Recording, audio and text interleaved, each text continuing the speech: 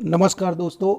हम आज जिस व्यक्तित्व के बारे में, जिस रचनाकार के बारे में बात करने जा रहे हैं, वह भारतीय हिंदी साहित्य जगत में तो महत्वपूर्ण स्थान रखते ही हैं, साथ में ही हिंदी कहानी के पितामह कहे जाते हैं और उपन्यास सम्राट कहे जाते हैं। जी हाँ, हम बात कर रहे हैं मुंशी प्रेमचंद जी की। प्रेमचंद जी ने किस नाम से कहानियाँ लिखना प्रारंभ किया, उनके पारिवारिक स्थिति क्या थी, उनका जीवन परिचय क्या था, उन्होंने किस तरह साहित्य सेवा की, उनकी कौन कौन सी प्रमुख रचनाएं हैं, किस तरह की भाषा और शैली का इस्तेमाल किया, ये सारी बातों की चर्चा करेंगे। लेकिन आपसे एक निवेदन है कि यदि आप इस चैनल पर नए हैं और आपने चैनल को सब्सक्राइब नहीं किया तो चैनल को सब्सक्राइब करने का निवेदन है। और ये निवेदन इसलिए, हिंदी से जुड़ी हुई बहुत सारी जानकारियों का नोटिफिकेशन आपके पास पहुंचता रहेगा और आपको मैं कोशिश करता रहूँगा जानकारियाँ उपलब्ध कराने के लिए। तो दोस्तों, प्रेमचंद जी कथा साहित्य के शिखर पुरुष, उपन्यास सम्राट। प्रेमचंद जी का जो जन्म है वो 31 जुलाई सन 1880 ईस्वी को वाराणसी के निकट एक लमही नामक गांव है, वहाँ हुआ था। उनकी माता जी का नाम आनंदी देवी और पिताजी का नाम मुंशी अजायब राय। और अजायब राय जी लमही में डाक विभाग में मुंशी थे। उनकी शिक्षा का आरंभ उर्दू फारसी से हुआ और जीवन यापन अध्यापन से। मुंशी प्रेमचंद जी का जो शिक्षा थी वो उर्दू से प्रारंभ हुई और अध्यापन कार्य उनका आजीविका का साधन बनी। 1898 में मैट्रिक की परीक्षा उत्तीर्ण करने के बाद एक स्थानीय विद्यालय में शिक्षक बने और 1910 में इंटर तथा 1919 में बीए पास करके शिक्षा विभाग में इंस्पेक्टर बने।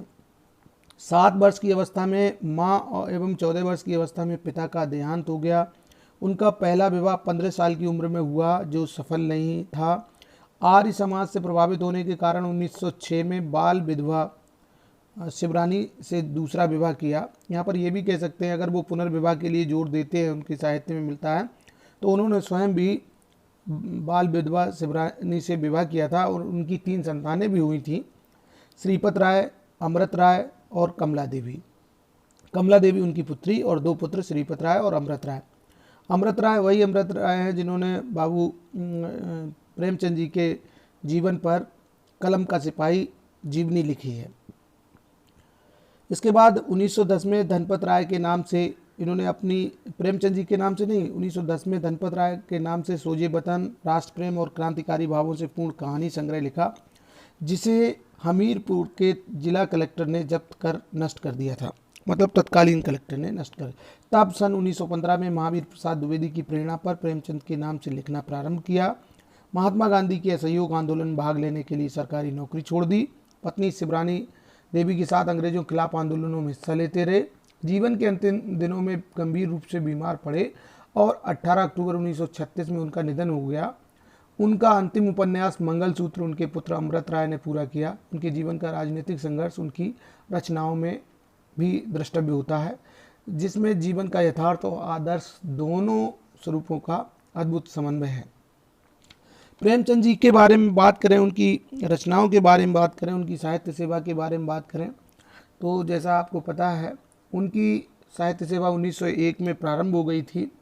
उनकी जो कहते हैं ना, पहली कहानी सौत प्रकाशित हुई थी और इसके बाद उन्होंने जमाना पत्रिका और सरस्वती पत्रिका में भी कहानियाँ भेजी और उनकी छपी। मरणोपरांत उनकी कहानियों का संग्रह जो है वो मानसरोवर, जो 8 खंडों में छपा। सभी को पता है कि 1921 में महात्मा गांधी के आह्वान पर सरकारी नौकरी छोड़ दी। उनके जीवन का एक पहलू और भी है संपादन का। मर्यादा और माधुरी नाम की पत्रिकाओं का उन्होंने संपादन किया। 1930 में बनारस में हंस पत्रिका शुरू की, जो आज तक अनवरत जारी है। जागरण नामक साप्ताहिक पत्र निकाला तथा अखिल भारतीय प्रगतिशील लेखक संघ के सम्मेलन की अध्यक्षता भी उन्होंने की। उन्होंने उपन्यास, नाटक, जीवन चरित्र, निबंध, अनुदित रचनाएं लिखकर हिंदी साहित्य के भंडार को भर दिया। गबन व गोदान उपन्यासों पर फिल्में भी हुई। प्रेमचंद जी के जो प्रमुख उपन्यास हैं वह हैं कर्मभूमि, कायाकल्प, निर्मला, प्रतिज्ञा, प्रेमाश्रय, वरदान, सेवा सदन, रंगभूमि, गबन, गोदान और मंगलसूत्र। मंगलसूत्र उपन्यास उनका अधूरा उपन्यास रहा। कहानी संग्रह में पंच परमेश्वर, बड़े घर की बेटी, नमक का दरोगा, पूस की रात, सोजे वतन, कफन, मानसरोवर के 8 भाग में सभी कहानियाँ प्रकाशित छपी हैं। नाटक करबला, प्रेम की बेदी, संग्राम और रूठी रानी, जीवन चरित्र, कलम, तलवार और त्याग, दुर्गादास और राम चर्चा, निबंध संग्रह पर कुछ विचार, संपादन में मर्यादा, माधुरी हंस, जागरण साप्ताहिक पत्रिका, अनुदित में अहंकार, सुखदास, आज़ाद कथा, चांदी की डिबिया और टॉलस्टॉय की कहानियाँ और सृष्टि का आरंभ। प्रेमचंद जी के बारे में बात करें तो उन्होंने उनकी जो लेखन की भाषा है उसके दो रूप मिलते हैं। एक रूप तो जिसमें संस्कृत के तत्सम शब्दों की प्रधानता, जैसे तर्क ने भ्रम को पुष्ट किया। दूसरा रूप जिसमें उर्दू, संस्कृत और हिंदी के व्यवहारिक शब्दों का प्रयोग किया गया है, जैसे पीर का मजार, फुर्सत, रोजना मचे। प्रेमचंद की भाषा चुलबुली है। मुहावरों, कहावतों का प्रयोग, जैसे उदाहरण के लिए देख सकते फूले ना समाए, पैरों तले कुचलना, पीर का मजार जैसे शब्दों ने भाषा को बहुत ज़्यादा व्यवहारिक बना दिया है, उनकी भाषा को व्यवहारिक बना दिया है। लघु वाक्यों का भी प्रयोग उन्होंने बड़े तरीके से किया है। मुंशीधर चौके, ये नमक के डेले थे। तो इस तरह से उनकी भाषा के दो रूप हैं। एक रूप तो वही है जिसमें संस्कृतनिष्ठ तत्सम शब्दों की अधिकता है, और दूसरा स्वरूप वही जिसमें उर्दू, संस्कृत और हिंदी के व्यवहारिक शब्दों का प्रयोग है। अब बात करते हैं प्रेमचंद जी की शैली के बारे में। प्रेमचंद बेजोड़ शैली के रचयिता हैं। उन्होंने 5 प्रकार की शैलियों का प्रयोग किया: वर्णनात्मक शैली, विवेचनात्मक शैली, मनोवैज्ञानिक शैली, हास्य व्यंग्यात्मक शैली, भावात्मक शैली। एक एक शैली के बारे में हम लोग बात करेंगे। इस जो वर्णनात्मक शैली है, इस शैली का प्रयोग प्रेमचंद जी ने घटनाओं और पात्रों के चरित्र चित्रण के वर्णन में किया है, जिससे चित्रात्मकता उत्पन्न हो गई। इसके बाद विवेचनात्मक शैली, निबंधों में गंभीर विचारों को व्यक्त करने के लिए इस शैली का प्रयोग किया गया, जिसमें संस्कृतनिष्ठ भाषा मिलती है। कई लोग तो ये समझते प्रेमचंद जी निबंधकार थे ही नहीं, निबंध नहीं, लेकिन उनका वो कहना चाहिए हरफन मौला साहित्य के थे। मनोवैज्ञानिक शैली में मन के भावों तथा पात्रों के मन में उत्पन्न अंतर्द्वंद चित्रित करने के लिए इस शैली का प्रयोग किया गया। मंत्र कहानी में बूढ़े के चरित्र में यह शैली देखने को मिलती है। हास्य व्यंग्यात्मक शैली, जो सामाजिक विषमताओं का चित्रण करते समय, जैसे रूढ़वादिता आदि, यह शैली फटे जूते कहानी में मिलती है। भावात्मक शैली, मानव जीवन से संबंधित विभिन्न भावनाओं की सशक्त अभिव्यक्ति हुई है। यह शैली निर्मला उपन्यास में देखने को मिलती है।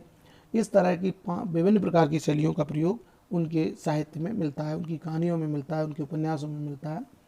प्रेमचंद जी के बारे में उनका अगर साहित्य में स्थान निर्धारित किया जाए तो कहते हैं ना, सूर्य को दीपक दिखाने जैसी स्थिति निर्मित होगी।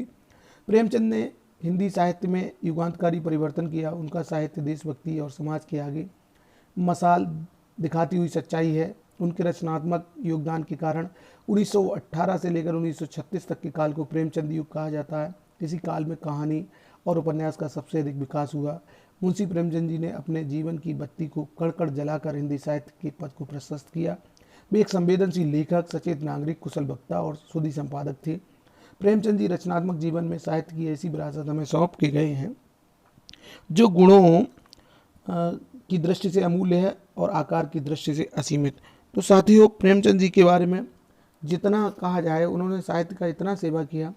प्रेमचंद जी ने हिंदी में यथार्थवाद को आरंभ किया। समाज के उपेक्षित, अपमानित, पतित, किसान, गरीब, मजदूर, दहेज तथा बेमेल विवाह आदि उनकी रचनाओं के विषय थे। अपनी कहानियों में प्रेमचंद ने भारतीय ग्राम्य जीवन व समाज का वर्णन किया। उनकी रचनाओं में गांधीवाद का स्पष्ट दर्शन दिखाई देता है।